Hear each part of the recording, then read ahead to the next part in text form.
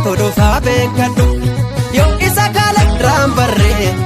suma kaale santu dhufaa beekadhu ol fagaate risaan dachee nanqatu abbaat tolfata bultii galgalaa karaan deemna birri namaan birmatu ifaan ilaalladhu qoreessi jalaa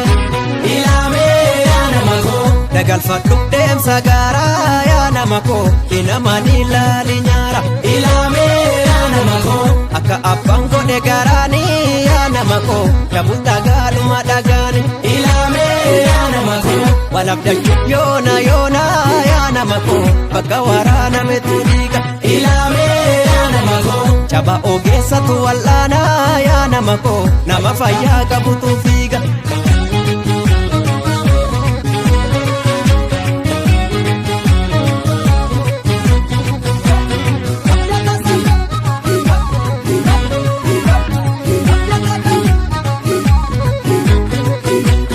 Jabaatanii ta'u jaba farda baatu leenjisa tolcha utubaan cimaadhuma wayyaa godaana kan kee qabu bulcha